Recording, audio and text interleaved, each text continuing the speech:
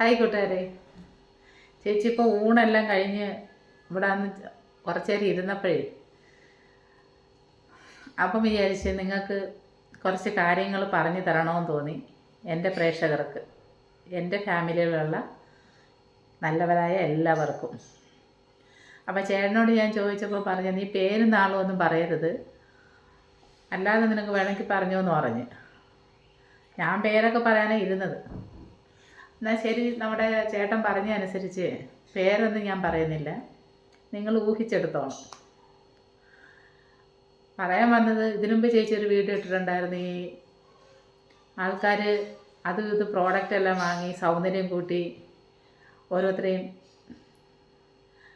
ആ സൗന്ദര്യത്തിൽ വീഴുന്നതിനെ പറ്റി ചേച്ചി ഒരു വീഡിയോ ഇട്ടിട്ടുണ്ടായിരുന്നു. അതിനോടനുബന്ധിച്ചാണ് ഈ വീഡിയോ. ഇത് പക്ഷേ ഫേസിലിടുന്നതൊന്നുമല്ല, പിന്നെന്തോ. അപ്പോൾ ഞാൻ ഈ വീഡിയോ ഇട്ട് കഴിഞ്ഞാൽ എനിക്കൊരു ചേച്ചിയുണ്ട് കേട്ടോ. അവളെന്താ ചെയ്യുന്നറിയോ? ഞാൻ ചോദിക്കേണ്ടി, നീ എൻ്റെ വീഡിയോ കണ്ടോ, ലൈക്ക് ഇട്ടോ? അത് ലൈക്ക് ചെയ്യാൻ തരത്തില്ല, വീഡിയോ എനിക്ക് ഇഷ്ടപ്പെട്ടില്ല എന്ന് പറയും. ഒരു വകയും നമ്മൾ പറയാൻ പറ്റത്തില്ല അവരുടെ മുമ്പിൽ. അപ്പോൾ എനിക്കിത് നിങ്ങളോട് പറയുകയും വേണം. കാരണം കുറേ പേരെങ്കിലും ഇതിനകത്തൊക്കെ വീണു പോവുമല്ലേ, അതുകൊണ്ടാണ് ചേച്ചി ഈ വീഡിയോ ഇടുന്നത്. കുറേ പേർക്കൊക്കെ ചേച്ചി പറയുന്നതിനെ പറ്റിയൊക്കെ അറിവുള്ളവരായിരിക്കാം, വെളിനാട്ടിലൊക്കെ പോയി ശീലമുള്ളവർക്കൊക്കെ കുറേ അറിവൊക്കെ ഉള്ളവരായിരിക്കാം. ചിലപ്പോൾ കുറേ പേർക്ക് ഇതിനെപ്പറ്റി ഒന്നും അറിയത്തില്ല. അവർ ഈ ഫസ്റ്റ് കാണുമ്പോൾ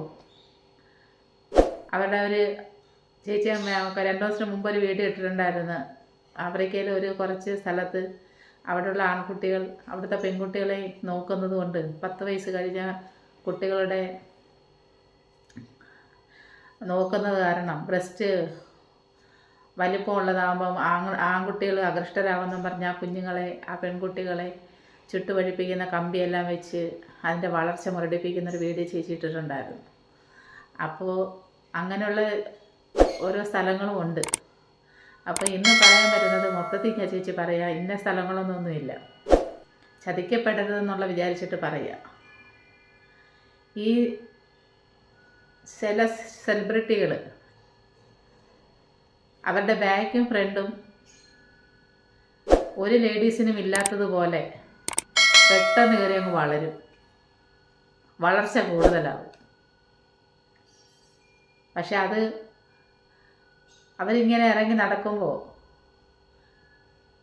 ആ ഒരു ഭാഗത്തെ കാണാൻ കുറേ സഹോദരങ്ങളുമുണ്ട്. അപ്പം അങ്ങനെയുള്ള ആൾക്കാരിൽ നമ്മൾ ഒരിക്കലും വീണു പോകരുതെന്ന് പറയാനാണ് ചേച്ചി ഈ വീഡിയോ ഇടുന്നത്. കാരണം ഇപ്പോൾ എല്ലാം കാശ് കൊടുത്താൽ കിട്ടും, കിട്ടാത്തത് ഒന്നുമില്ല, എല്ലാം കിട്ടും. അപ്പോൾ പറയാൻ വന്നത്, സാധാരണ പെൺകുട്ടികളെ കാട്ടി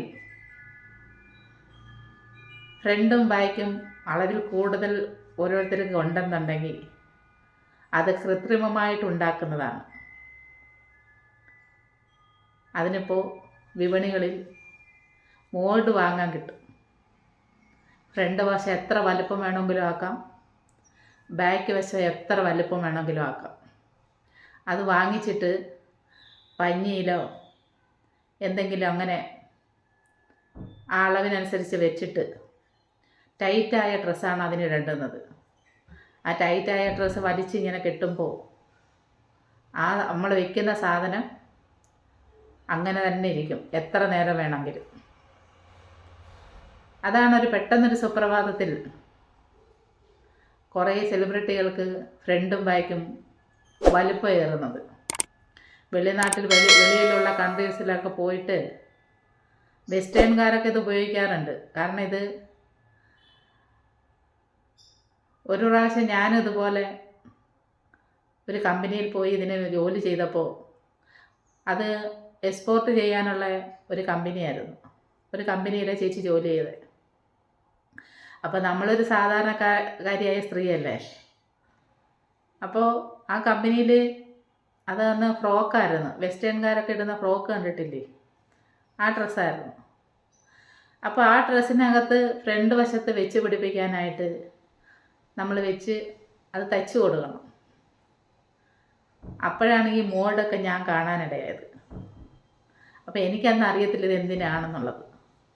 ഞാനപ്പോൾ വേറൊരാളോട് സംശയം ചോദിച്ചു, ഇത് എന്തിനാ? അപ്പോഴവർ പറഞ്ഞത് ഫ്രണ്ട് വശം, ഫ്രണ്ടും ബാക്കും ആളുകളെ ആകൃഷ്ടരാക്കി നമ്മുടെ അടുത്തേക്ക് കൊണ്ടുവരാൻ വേണ്ടിയിട്ട് ഇതതിനുള്ളിൽ വെച്ച് തയ്ക്കുകയാണ്. ഇതിപ്പോൾ വെസ്റ്റേൺ കൺട്രീസിലൊക്കെ നമ്മൾ ഇവിടുന്ന് തയ്ച്ച് എക്സ്പോർട്ട് അയക്കുമ്പോഴാണ് തയ്ച്ചയക്കും. അല്ലാതുള്ളവർ ഇതല്ലാതെ വെച്ചിട്ട് നമുക്കിങ്ങനെ ഫിറ്റായ ഡ്രസ്സ് ഇട്ടാലും മതി, അത് വീഴത്തില്ല. അപ്പോൾ ഈ ഒരു വല്ലാത്തൊരു പ്രകൃതം ബാക്കും ഫ്രണ്ടും കണ്ടു കഴിഞ്ഞാൽ അത് അവരുടെ ഒറിജിനൽ അല്ല. അവർക്ക് ഒന്നുകിൽ റീച്ച് കൂട്ടാനാണോ എന്താണെന്നൊന്നും എനിക്കറിയത്തില്ല. ആ ഫ്രണ്ടും ബാക്കും കണ്ടുകൊണ്ട് എത്രയോ കുടുംബങ്ങളിൽ സ്വന്തം ഭാര്യയ്ക്ക് അവരുടെ ഉടമ്പിൽ അല്ലെങ്കിൽ അവരുടെ ശരീരത്ത് അതുപോലൊന്നും ഇല്ലെങ്കിൽ എത്രയോടത്ത് വഴക്കൂടുന്ന കുടുംബങ്ങളുണ്ട്. അതുകൊണ്ട് ഇങ്ങനെയുള്ള കോപ്രായങ്ങളിലൊന്നും ആരും വീഴരുത്.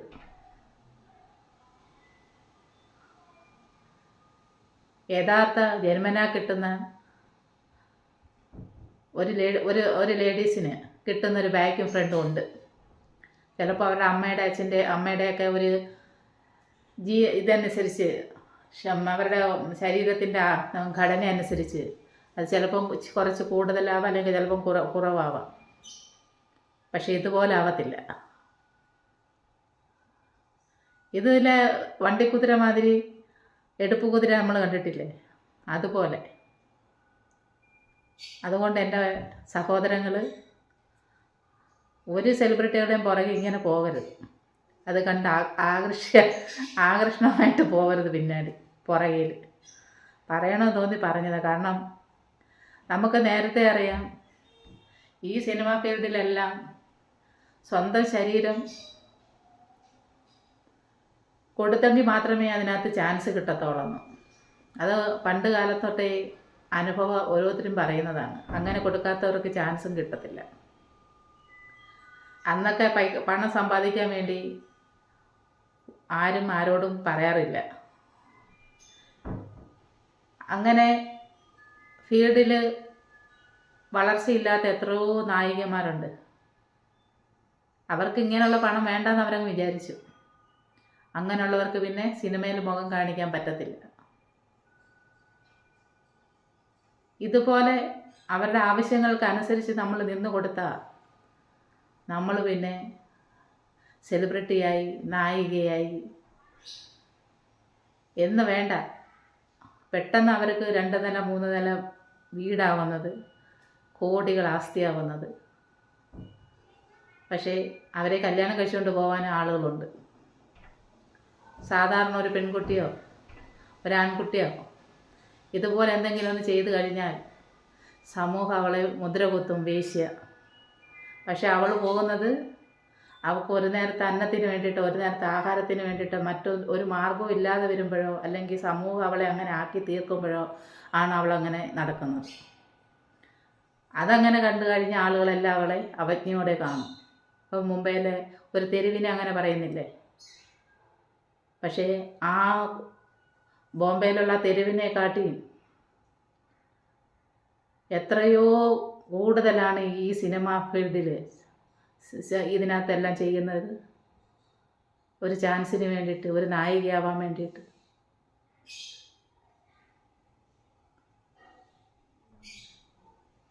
അതിനും ഉണ്ടെന്നുള്ളതാണ്.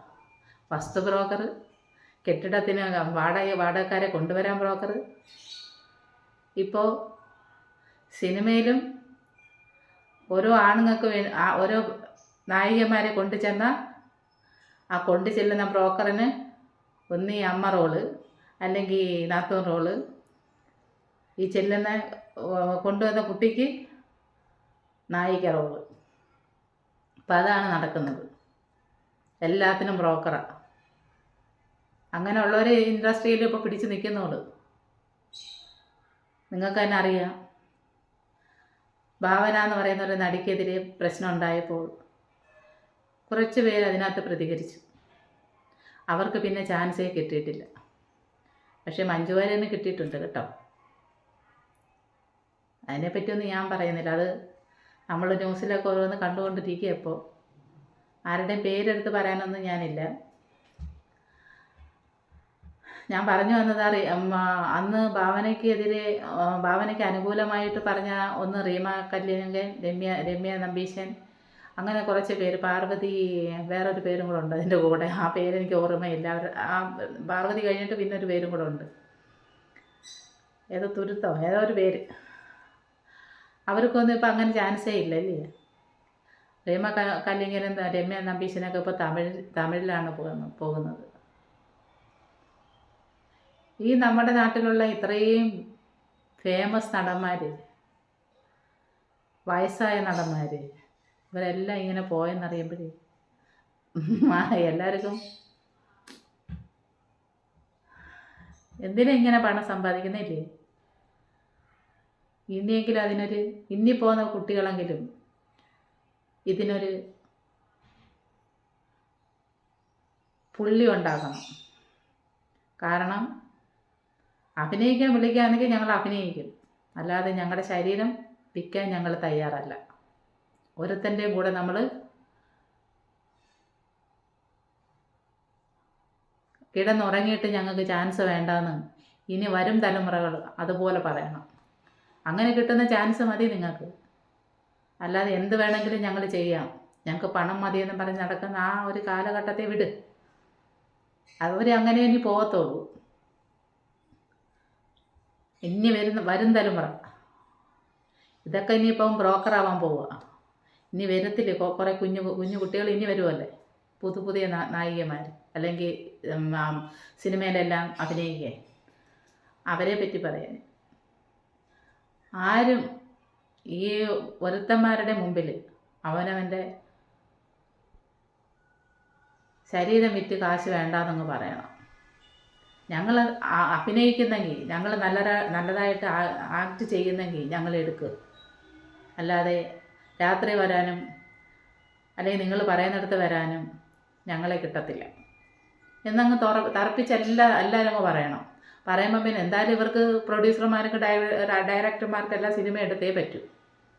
അതിൽ അഭിനയിക്കണമെങ്കിൽ ഒരു നായിക വേണം, ഒരു നായിക വേണം, ഒരു അമ്മ വേണം, ഒരു നാത്തവും വേണം, എല്ലാവരും വേണം.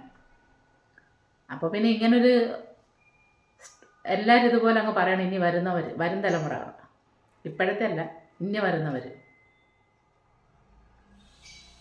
എന്നാലേ ഇതിനൊരു പരിഹാരം ആവത്തുള്ളൂ.